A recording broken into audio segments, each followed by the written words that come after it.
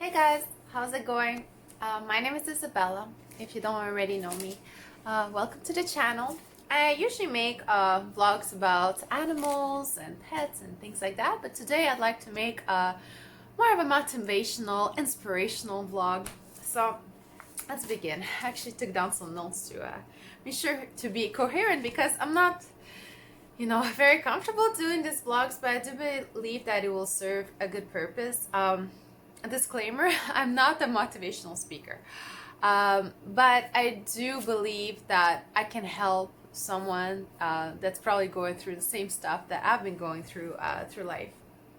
All right, and also get comfortable because this is going to be a long one, and I suggest if you're going to watch it entirely or don't watch it. It's really one or the other because there's a lot of information I'd like to give into this vlog. And yeah, so this vlog is to be called How to Be Successful.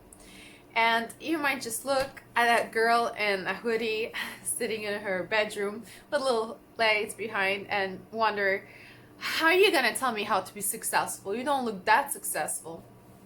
Well, I might not be like the richest person in the world, but I'm happy and my life is quite successful.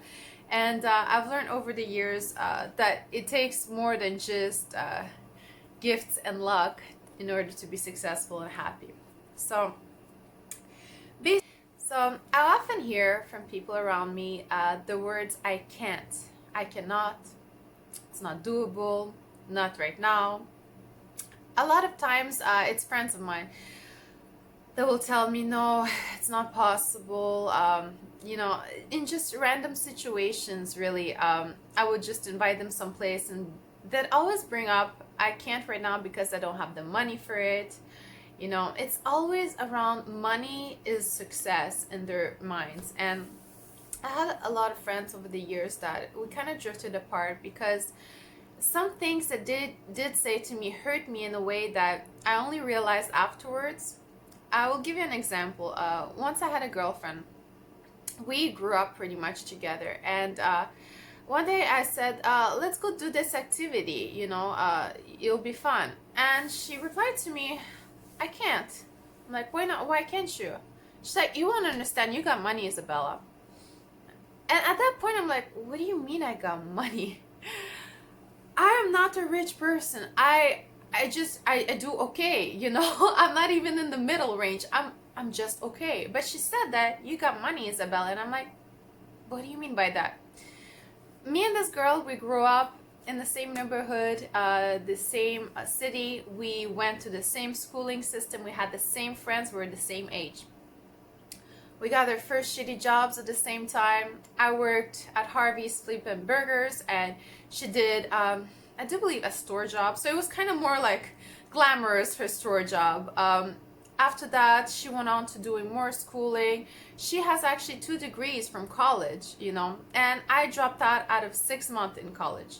So that gives you an idea that I didn't set up myself for success. But over the years, I always work really hard. Like, at first I was a personal trainer. I tried to work through that. And when that didn't work so well, I decided, hey, let's try to do a job that I always dreamed about. And it was to do with aquariums.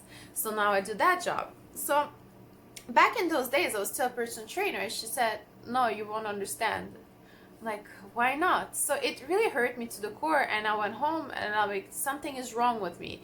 I really took it as if something was wrong about me that she said that I had some weird privilege that she didn't have.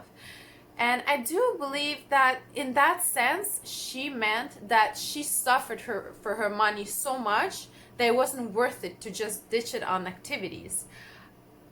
In order to say that I didn't suffer enough, I actually enjoyed what I did, and to have money, you should suffer for your money. I do believe that's what it came down to. That I wasn't suffering for my money. And in the same way, I was like, but wait, you suffer so much. You just look at the clock every day for your shift to finish, and then obviously bills are a priority, but you do not enjoy life afterwards. And watch it, this scenario happened to me yet again, another time. So another time I was talking to one of my friends, not super close, just like an acquaintance, and I said, hey, let's go to Toronto, buy some fish, some nice crazy fish. And for me, like, going to Toronto, there's more opportunity to buy pretty fish. So I'm like, let's go there. And I said, oh, I can't. And I said, why not? Well, I don't have the money for it. I'm like, okay, but you already have some fish. Like, we can work something out. It's like, no, you wouldn't understand. You got money. Second time in my life, someone said, you got money. You can afford it. You go do it. And I remind you, I'm not a rich person. I'm not even making that video for that point. But second time in my life, someone said that. And basically, to resume, that person at that point didn't get a job, then got a job at McDonald's and got fired within a week, and asked him, what happened to you? And he said, oh, I didn't like the rules that they set. I got into a beef with the management, they just fired me. I don't like authority. I'm like, okay, is there anything I can do to help? And he's like, yeah, you could give me a job. I'm like, unfortunately, I can't, because my margin of error in my work is very small. We can't mess up fish stuff. So, that was that. But, if you're gonna do a job, do it well. Don't complain about it. Or do something you love. Otherwise, what is the point in working if you relate work to suffering? You understand where I'm going with that? If you want something good to happen, there's the rule of 3. Okay? So, in my perspective, in order to be successful, there's 3 things you need: commitment, time, and effort. If you have all these 3, there's more possibilities that you can imagine of things you can achieve. And I will go back to talking a little bit about the motivational speaker that motivated me in the recent times of my life. It's Joe Dispenza. In one of his books, I read the paragraph that can really relate to the previous stories I told you about my so-to-be close friends back then, how they said it's different because you got money, you can afford it. In his book, he talked about a story about a rich man coming to see his friend and say, I lost all my money today, I went bankrupt. And the guy responded to him, but what are you gonna do? He said, nothing, I'll make it back again. He said, what do you mean? I am money. Do you understand? It's not about the money you have now or the money you could make. It's about your attitude. It's about what you know that you can achieve, that energy you'll bring towards yourself, and the things that you will make possible with the effort and the commitment and the time you put into it. It's very important to have all 3 of those. That brings us also to, I just spoke about my former friends and how they had hurt me deeply in these words, and at that time I did not understand what they meant by that. But in retrospective, I do believe that you need to choose your friends wisely. The circle you surround yourself will be your success or your demise. When you choose your friends, I want you to think about a scenario I think about. That's my little trick in life, okay? When you choose your friends, think of who will be your team apocalypse. Apocalypse. Let's say something hits the fan, okay? And everything comes crashing down. Who will be the people that you'll bring in your team for survival? Is it going to be the depressed people that constantly complain and never want to achieve anything? Or is it the go-getters that actually make things work, make things happen, and actually are really good at survival? Take a moment and answer this one to yourself. Who do you want to surround yourself with? Because it's really going to determine your life path. You cannot surround yourself of losers. And I'm sorry I use this word, but it's true. I was a loser sometimes when I had these terrible negative thoughts about my life. And I would surround myself with these people also. But surround yourself with different types of people will be a video for next time. I would like to instead talk about what it is to be a survivor. What it is to have a drive to survive.